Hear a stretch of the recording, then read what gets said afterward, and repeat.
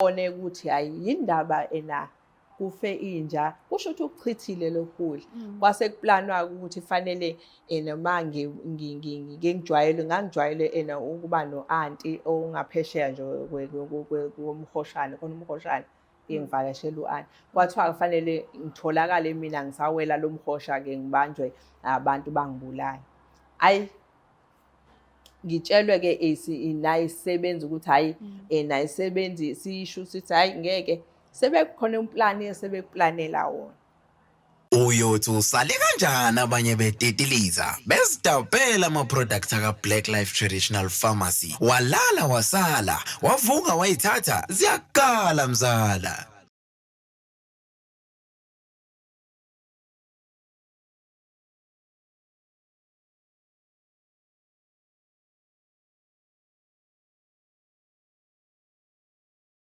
Nginibingelela nonke ababukeli be-Black Life TV kuhlelo esibizwa ngokuthi izigameko zempilo. Igama lami nguStufuza Dlangamandla Zulu.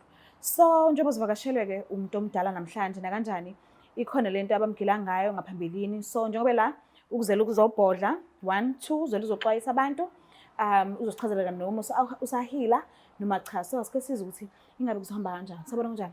Ngiyaphila sisi. Ngiyaphila nami. Ngicela ukwazi isibongo nala usuka khona. Mina ngiwunompilo waSibiya.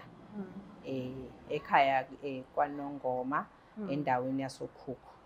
Ukhulele khona? Yebo ngikhulele khona. Oh alright. Mhlambe usethi fahla nje kancane ngempilo yakho mawukhula bekuhamba kanjani ekhaya? Mhlambe ngabe ukhulele isandleni sabazali boba u2 noma isandla somzali oyedwa noma esama grandparents? Ekhaya bengikhulele kumama nobaba. Bekuwumndeni nje orich kakhulu ngoba ngathi kakhulu kodwa ngoba bekukhona amatekisi awu-8 bekuranishwa nje amatekisi kukhona uma nobaba nabafowethu abafowethu bebewa-4. Wena ungowesingaki? Ngingowokugcina mina ngowesi-5. Oh okay.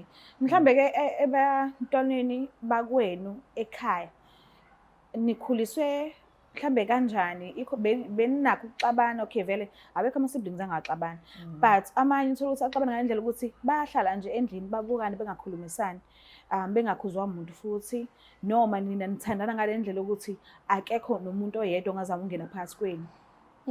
Abafowethu bebezwana-ke ngisho kanjalo mina nje bengiwumuntu enganakekile kakhulu ngoba bengiyingane kukhona igephu ekhona naphakathi kwami nabafowethu. So nje ingane nje nebenganakwanga kakhulu kodwa abafowethu bona bebemsene ngoba bathe beqeda isikole bekuyibona abebengena ebhizinisini ukuze bakwazi ukufunda ibhizinisi. Oh okay. Lamatekisi wathi ubaba ngcono nikwazi ukuhandlisha ibhizinisi ngoba ngizohamba emhlabeni bese kungaranishwa umuntu ibhizinisi. Kusho ukuthi kwaba yibona-ke abangena ebhizinisini mina ngimncane. Umuntu engimlamayo nasishiyana ngegephu ngoba mina ngwa-71 yena oka-67. Oh okay. Engimlamayo. So khona igephane khona mina ngimncane. Nisaphila nonke? Yebo sisaphila sonke. Oh okay.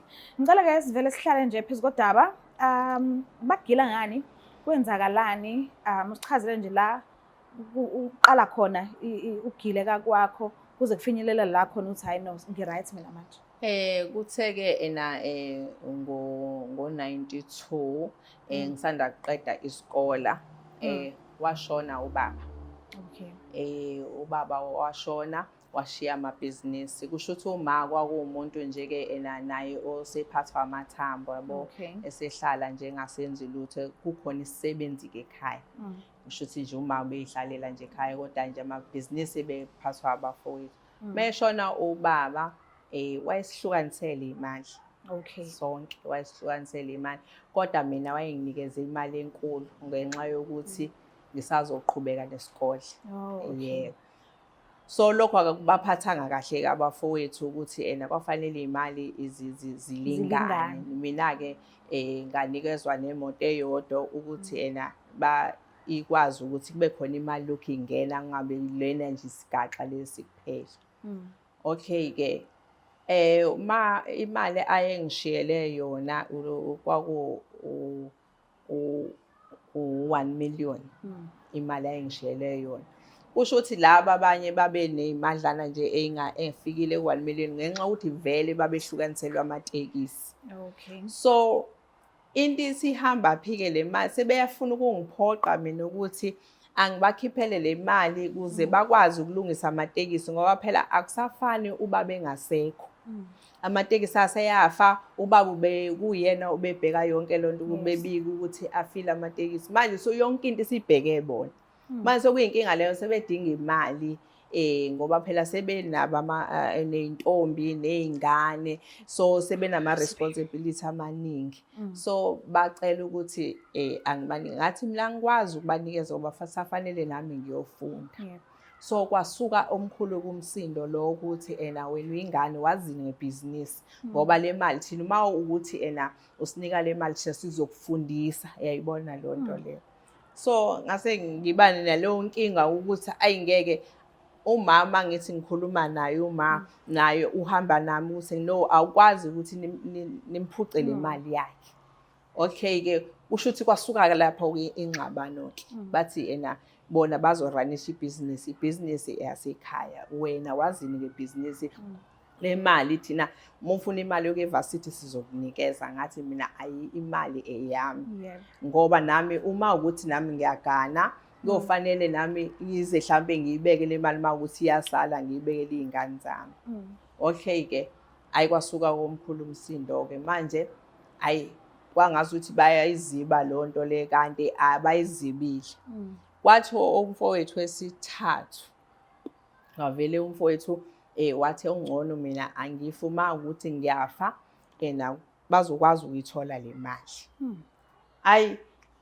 Bayixoxe lento athi omunye ke umngani wakhe wangaphandle athi hayi ngcono simtholele upoison somfakele ekudleni nje uzofa. Kanti kukhuluma njena bakhuluma isisebenzi siyezwa.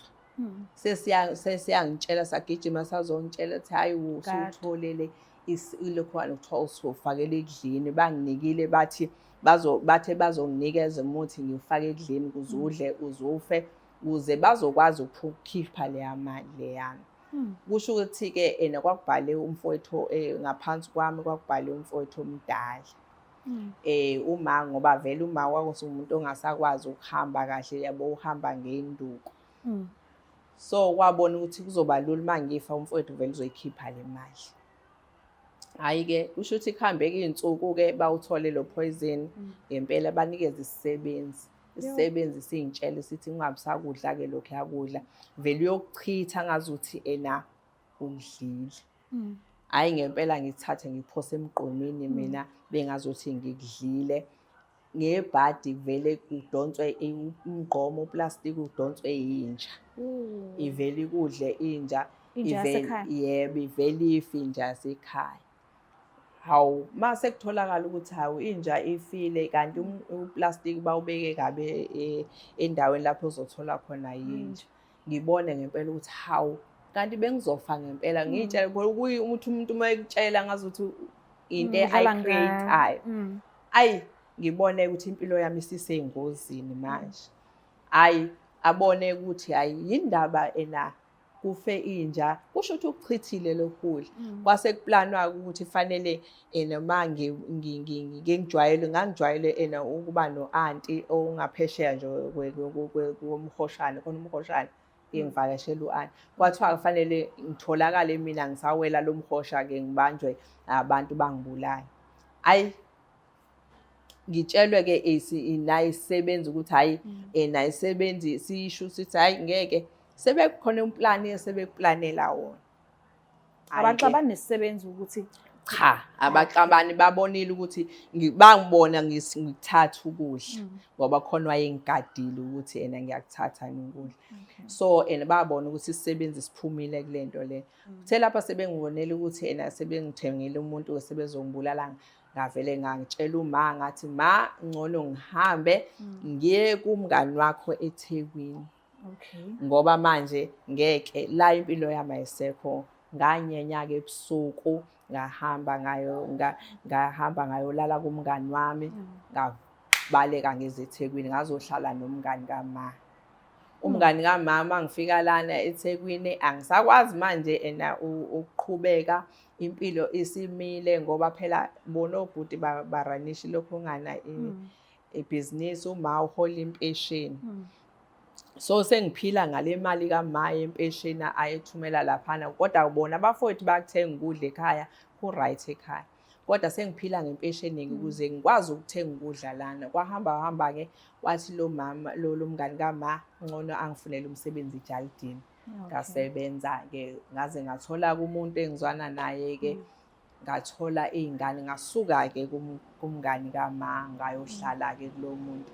Kodwa manje nginalokho iy'ngane zami ziyabuza ukuthi ekhaya kwenzakalani, anti imvelaphi yakho iphi? Ngoba phela iy'ngane zami zifisa ukwazi omalume bazo. Azibazi ngenxa yokuthi asixhumani. Uma uthi angibuye sizokhuluma le ndaba kodwa manje kunzima ukuthi ngizoyikhuluma nale ndaba ngoba ngisabela impilo yami. Leya mali ekhona sengaze ngayisebenzisa ngayikhipha phela ngoba kwangeyami. Ngayisebenzisa ngakha nomuzi, nginomuzi noma lo muntu enginaye noma engasebenzi kahle kodwa nje umuzi ngazakhela iy'ngane zami ney'ngane eziwu-4. Ngakhile nje nakuhle ekhaya kwami. Kodwa manje impilo kufuneka imvelaphi yasekhaya. Kufanele ngibe nekhaya nami ngazi ukuthi emafamu kusekhaya. Angikwazi ukuya lapha ngisaba abafowethu. Kodwa nebhizinisi futhi yahamba sekusele nje iy'moto eziwu-2 kuphela. Ngenxa yokuthi kwaba khona ne-conflict abasezwani kahle abafowethu ngenxa yokuthi kubangwa imali ngoba akasekho ubaba lona wayecontrola yonke into.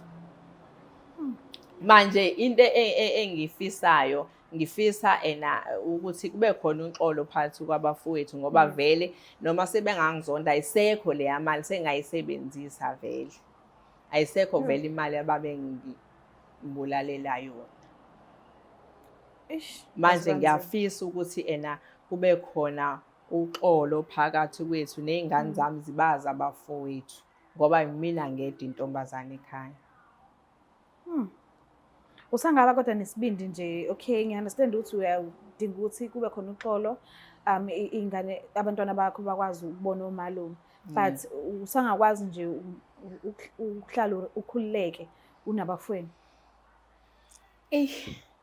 Khona ngiyacabanga ukuthi nabo mhlambe ey'nhlizweni zabo mhlambe ngingakhululeka nje ngaleyo ndlela. Kodwa ngicabanga ukuthi mhlambe nabo sebeyabona ukuthi sebengangizondela into engasekho vele. Ngoba vele bahluleka kulokhunga ukumbulala ngalesiya sikhathi. Manje ngiyafisa kodwa khona ucela uxolo ukuthi angikwazanga ukubasiza ngesikhathi bedinga usizo. Kwaba buhlungu ukubona kodwa ngifisa ukuxolisa kubona. Uzibona kuwena onecala? Ngiyacabanga ukuthi mhlambe ibhizinisi ngabe lisekhona ekhaya. Mhlambe le mali yayizobasiza angazi. Mhlambe esimene sokuthi ekhaya ngenxa yokuthi kwakwazi ukuthi kunamatekisi ekhaya. Kodwa manje ngendlela esimatekisi engasekho kanjena kwakufanele akhule kunokuthi anciphe. Ngisho mhlambe babezosizakala. Okay, ngiya-understand but what if awuzikhethanga wena wabeka bona phambili?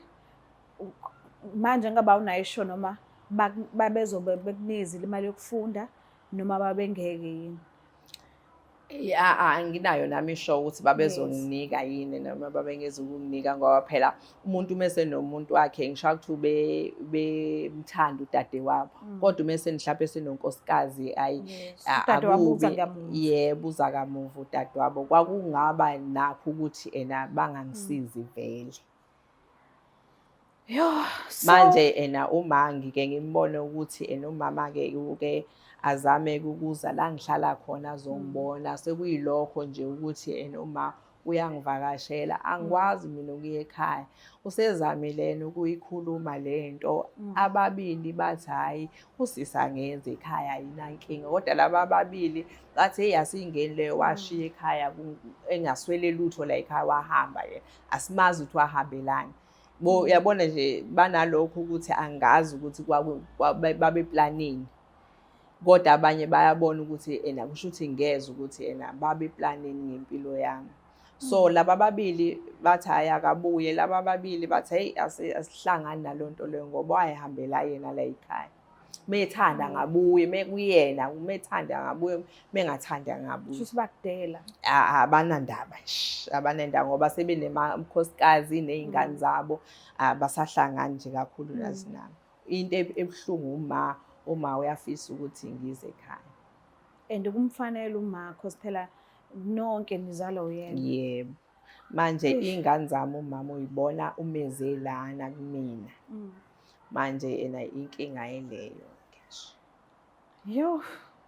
Kona-ke esayidini lokuthi bacabangele ibhizinisi lasekhaya abafowenu ku-right lokho.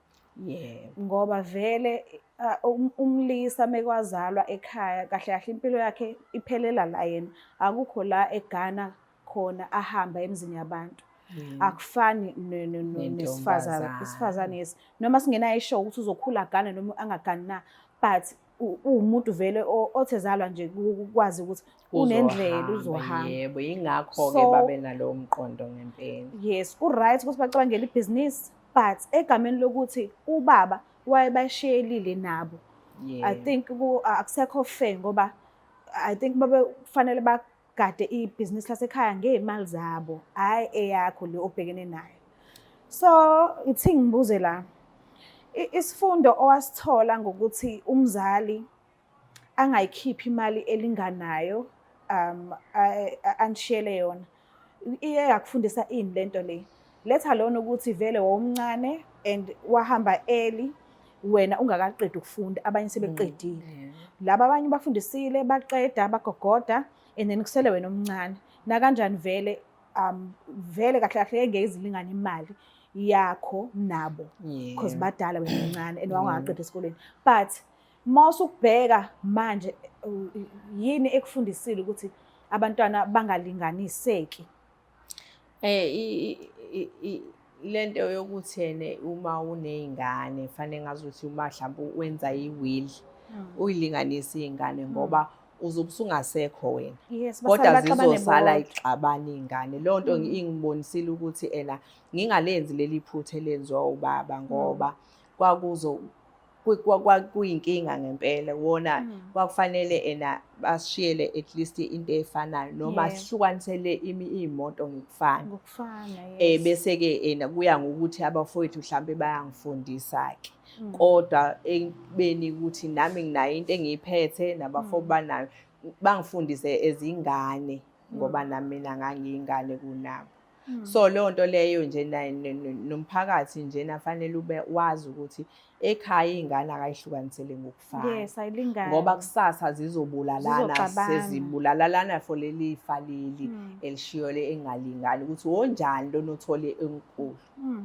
Inkinga yileyo nje ukuthi akufanele izingane uyihlukanise. Fanele uyitreat ngokufana. Uma sekuthiwa kuyenzeka bayayibona le video ungakabuyeli ekhaya, ungakazi ukhulume nabo, uwabagcina ngale yaminyaka. So mangase kwenzeka uthole ngikunikeza ithuba lokuthi ukhulume into ofisayo ukuthi bayizwe ungathi nje. Into engifisa ukuthi bayizwe ukuthi ngiyafisa ukuhlala nabo phansi. Kuphela nje ngazuthi ngiyafisa nje ukuthi ena lapha mabebona le video sikwazi ukuthi sihlaleni phansi njengomndeni omama esaphila. Sikwazi ukubuyisana nami nezingane zami zazi ukuthi zinekhaya. Ngoba wonke umuntu uyathanda ukuba nezimpande athi ukuthi hayi senginamafarm endaweni ethile. Ngiyafisa nje ukuthi ena abafowethu sihlaleni phansi bangixolele ukuthi ngenze iphutha nami kwakuwumona nje nomhobholo ukuthi ngiyaqala ukuba nemali engaka. Yabona ngangifisa nje ukuthi le mali yami yeze yasebenza. Yayibona into enjalo. Ngiyaxolisa nje kubona abandla ngazi ukuthi bangangixolela. Ngixolise nokuthi ibhizinisi lasekhaya silaze la shabalala ngalendlela eshabalale ngayo. Kodwa ke nje ngiyafisa ukuthi sibuyisane nabafowethu. Siyafisa. Kodwa uyabona ukuthi uyazicindezela because akulona icala lakho ukuthi ubaba wakushiyela imali enkulu and awuzikhethelanga ukuthi ufuna ukuzalwa ekugcineni ube mncane and awuzikhethelanga ukuthi ube isifazane. So okay, ngiya-understand ukuthi uyafuna uxolo, uyafuna ukuthi nibe right nabafowenu, but angithandi ukuthi uzicindezele because yonke lento awuzikhethelanga yona, into eyehlile. Yebo, kodwa phela manje inkinga inye-ke uthi ngizohamba emhlabeni mina. Iy'ngane zami zizosala nje iphila zodwa. Yayibona loo nto le. Kanti manje zikhona iy'ngane zabafowethu ngabe kuba umndeni, yabona. Okungenzeka futhi mase bekhulile uhlangane ey'ndaweni because umhlaba mncane. Yebo. Uthola ukuthi ziyashelana azazani. Yebo. And igazi elilodwa.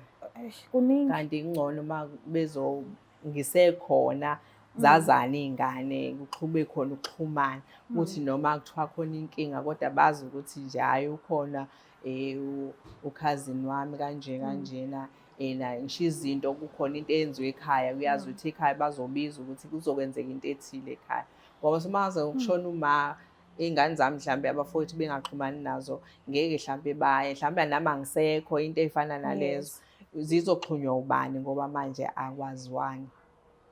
Yileyo nto leyo engifisa ukuthi nami ngisaphila sixhumane nabafowethu ney'ngane zabafowethu sazane nazo kube kuhle zifike nami lapho engikhona zivakashe. Umuntu osekhaya kungenzeka ukuthi aqondane nokuthi abuke le video othola ukuthi naye ungaphansi kwesimo oke wadlula kuso. Ungafisa ukuthini kulowo muntu ozizwa engazuthi akalinganiseki ekhaya, umzali akamtreat ngendlela efanayo nabantwana bakwabo. Sishiye nje uthola ukuthi abazali basaphila bonke but yena uzizwe engazuthi mhlambe uyivisitor la ekhaya. Izinto ey'ningi mhlambe mekwenziwe imicimbi angatshelwa abone ngoba nakusekumisa itende emnyango. Nje angatshelwa lutho nje athathwe samuntu okudlulwa naye engalinganiswa nabanye abantu. Leyo nto lesisi kwesinye isikhathi ikuyenzeke ukuthi mhlambe ake ngithi mhlambe usebenza nomsebenzi wokuholela kancane.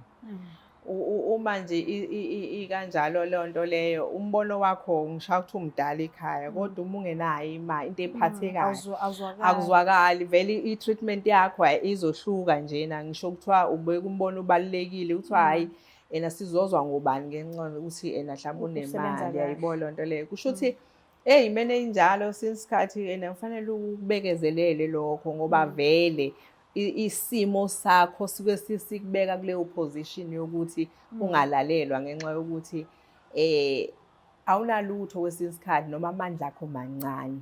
Sokukhulunywa nalabo abanamandla bazothatha ama-decision ukuthi hhayi sisalinde ubani uyena esizozwa ngaye ngoba uma kushoda laphana sibikela kuyena uma kushoda laphana. Kusho ukuthi fanele ukubekezelele lokho. Ukubekezelele lokho ukuthi nje vele isimo sami singibeka kule position yokuthi umbono wami sometimes awuzukuthathwa ngenxa yokuthi anginalutho into engiyiphethe esandleni.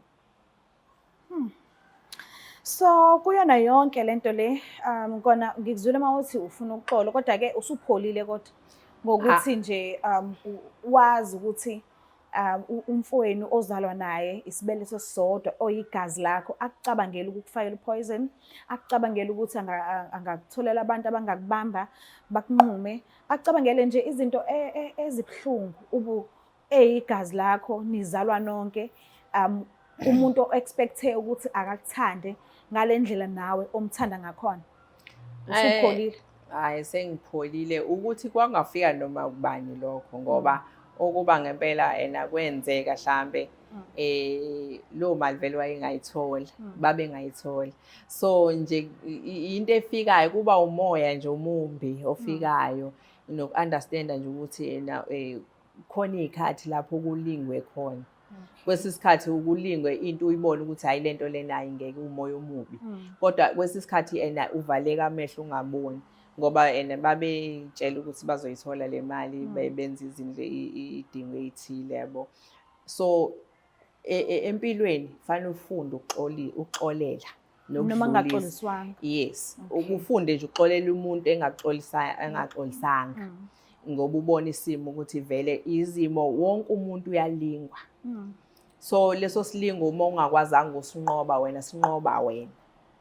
So nabo-ke banqontshwa isimo esithile. So njengoba sengikhulile nami senginakho ukuthi uba umqondo ukuthi hayi kwafikelwa isimo nje esithile somhobholo sokudinga le mali. So ngoba kwenzeka ngabayitholanga futhi into enhle ukuthi abayitholanga. Ukuba mhlambe ngabe inhliziyo yami ebuhlungu ukuba bayithatha bayidla mina ngasala ngenalutho. Yebo. Mhlambe ngabe ekhaya nikhuliswe ngumkhuleko noma bekuyikhaya nje niphila nje niziphilela nje okungenzeka ukuthi okay ngiya la sike sizwe ngama generational cases uthola ukuthi into eyenzekile kobaba omkhulu iyabuya kwizizukulwane umlando uyaziphinda. So mhlambe uke wazama nje ukukhuluma nala ukhuliswe ngokuthi ukhuleke kulo uNkulunkulu lo ofundisa ukuthi ukhuleke kuyena ekhaya because baningi uNkulunkulu amakhaya wafana. So uke wazama ukustophisha lento le spiritually ukuthi ayingasaphindi iziphinde kwizizukulwana esilandelayo esizayo. Ekhaya sikhuliswe ngokukhuleka. Ubaba uberanisha amatekisi kodwa ubekholwa. Besiya esontweni besisonta enkonzweni yasekhaya nje bekwaziwa nje ukuthi siyakhonza noma ubekhonza. Abafowethu ke bonke izingane ke ubona ukuthi yena izingane ukuyikhulise ngokukholwa kodwa mase zindala zibe nalokho ukuthi isikhathi futhi bebengasitholi isikhathi ngempela ngoba amatekisi asebenza every day. So uthola ukuthi mhlawumbe umuntu uzo-offer part neviki angakwazi ukuya esontweni. So baphuma kanjalo ke abafowethu kodwa mangizwa amakhosikazi aba asakhonza namanje. Yeah. Ngiyakuzwa. But ngiyabonga kakhulu nje ukuthi ube nesineke nesibindi ke nje sokuthi ukhulume ngento eyakubulala umoya na kanjani futhi efaka umndeni because akuwona wonke umuntu okwazi ukukhuluma aphumele obala ukuthi uke wahlukumeza kangakanani emndenini wakhe phathi ngiyabonga. Engazi ukuthi ungaphola and ngiyathemba ukuthi abafowenu bavume kuhlale phansi ukukhulunyiswane ngesineke ungekho ozohluthuka fast afuna ukushiya kanjalo izinto ekubeni akulungisiwe. Mbukela bekhaya ziningi izinto okuqondana nokuthi sibhekana nazo emndenini yethu kuze kufinyelele la khona abantu ozalwa nabo befisa nokukhipha umphefumulo ngesimanga sokuthi abekho right but into isuka kubazali siyaguqa siyakhothama siyacela ngicela nisilinganiseni njengezingane zenu cause sizalwa yini asibone omakhelwane asiwona ama visitor but nisilethe nini emhlabeni singayicelelanga. So ngiyacela nisilinganise sonke sibe right kungabe khona udonsa abhekile ngesimanga sokuthi yena uhlukile kunabanye. Akekho umntwana ofanele ahluke kunabanye abantwana ekubeni bazalwa bonke. Ngiyacela ukuthi nisilinganise ngakhohlwa subscribe like ushare ngithanda kakhulu. Bye. It's the Black Life TV.